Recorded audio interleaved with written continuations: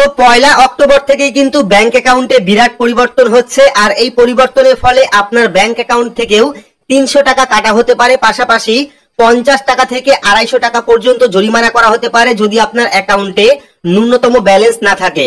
তো বিস্তারিত জেনে নেব আজকের এই ভিডিওতে। পয়লা অক্টোবর থেকে ব্যাংকে কোন কোন নিয়মে পরিবর্তন করা হচ্ছে, কোন ব্যাংকে এই নিয়ম পরিবর্তন করা হচ্ছে এবং এই নিয়ম কাদের ক্ষেত্রে প্রযোজ্য হবে, বিস্তারিত জানতে পারবেন আজকের এই ভিডিওতে।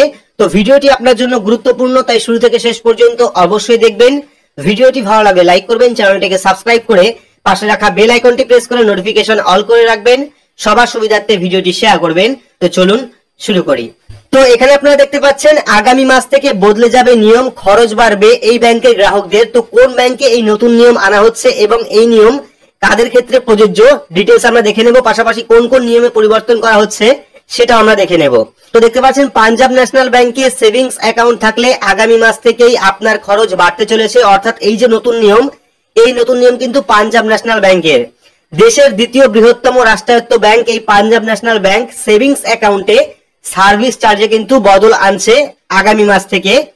আগামী মাস থেকে অর্থাৎ পয়লা অক্টোবর থেকে কিন্তু এই নতুন নিয়ম কার্যকর করা হবে। এতে ন্যূনতম ব্যালেন্স এবং লকার চার্জের কিছু নিয়মে বদল করা হবে। অর্থাৎ সেভিংস অ্যাকাউন্টের ক্ষেত্রে ন্যূনতম ব্যালেন্স এবং লকারের ক্ষেত্রে কিন্তু নিয়মে পরিবর্তন করা হচ্ছে।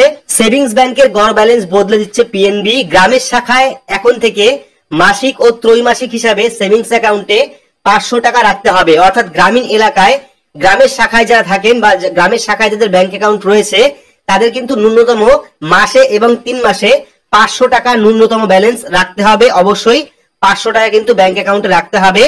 মফস্বল অঞ্চলের শাখা হলে সেখানকার গ্রাহকদের সেভিংস অ্যাকাউন্টে রাখতে হবে ন্যূনতম 1000 টাকা এবং মফস্বল এলাকায় কিন্তু 1000 টাকা ন্যূনতম ব্যালেন্স আপনাকে রাখতে হবে। পাশাপাশি শহরাঞ্চলের শাখার গ্রাহকদের জন্য সেভিংস অ্যাকাউন্টে 2000 টাকা ন্যূনতম ব্যালেন্স বজায় রাখতে হবে।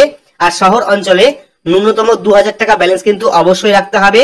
আর যে সমস্ত গ্রাহক এই ন্যূনতম ব্যালেন্স বজায় রাখবে না তাদের কিন্তু 50 টাকা থেকে শুরু করে 250 টাকা পর্যন্ত জরিমানা করা হবে। অর্থাৎ যদি আপনার অ্যাকাউন্টে ন্যূনতম ব্যালেন্স না থাকে সেক্ষেত্রে কিন্তু আপনাকে 50 টাকা থেকে শুরু করে আপ টু 250 টাকা পর্যন্ত জরিমানা করা হবে। গ্রামীণ শাখায় ছোট লকারের জন্য ব্যাংক গ্রাহকদের খরচ হবে 1000 টাকা।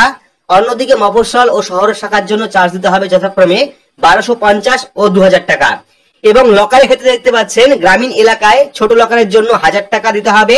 পাশাপাশি মফস্বল এবং শহরের শাখার জন্য চার্জ লাগবে 1250 টাকা থেকে শুরু করে আপ টু 2000 টাকা পর্যন্ত। আর পিএনবি সম্প্রতি ডিমান্ড ড্রাফটের চার্জও বাড়িয়েছে। এখন থেকে 0.40% চার্জ দিতে হবে। অর্থাৎ ডিমান্ড ড্রাফটের জন্য 50 টাকা থেকে শুরু করে 15,000 টাকা পর্যন্ত চার্জ দিতে হতে পারে ব্যাংকে। এবং পাশাপাশি দেখতে পাচ্ছেন আর ব্যালেন্স না থাকায় চেক বাউন্স হলে আপনাকে 300 টাকা জরিমানা দিতে হবে প্রতি চেকের জন্য। 300 টাকা পর্যন্ত জরিমানা করা হবে। কোন অর্থবর্ষে চতুর্থবার চেক বাউন্স হলে জরিমানা দিতে হবে 1000 টাকা। অর্থাৎ এক বছরে যদি চতুর্থবার আপনার চেক বাউন্স হয় সেক্ষেত্রে কিন্তু 1000 টাকা জরিমানা করা হবে। এই হলো পাঞ্জাব ন্যাশনাল ব্যাংকের নতুন নিয়ম, যা কিন্তু পয়লা অক্টোবর থেকেই চালু হচ্ছে। কয়েকটি বিশেষ নিয়মে পরিবর্তন হচ্ছে, যেমন ন্যূনতম ব্যালেন্স এখন থেকে মেনটেন করতে হবে। আপনার ব্যাংকে কিন্তু ন্যূনতম 500 টাকা রাখতে হবে গ্রামীণ এলাকার জন্য, মফস্বলের জন্য 1500 টাকা এবং শহরাঞ্চলের জন্য কিন্তু 2000 টাকা ন্যূনতম ব্যালেন্স রাখতে হবে। পাশাপাশি লকার যাদের রয়েছে তাদের কিন্তু 100 টাকা থেকে শুরু করে আপ টু 2000 টাকা পর্যন্ত চার্জ বাড়বে, এমনটাই কিন্তু নিয়ম পরিবর্তন করা হচ্ছে। তো আপনাদের কাদের পাঞ্জাব ন্যাশনাল ব্যাংকে অ্যাকাউন্ট রয়েছে তারা অবশ্যই কমেন্ট বক্সে কমেন্ট করে জানাবেন। আর ভিডিওটি আপনাদের কেমন লাগলো সেটাও আপনারা কমেন্ট বক্সে জানাবেন। ভিডিওটি আজকের মতো এইটুকুই, ধন্যবাদ।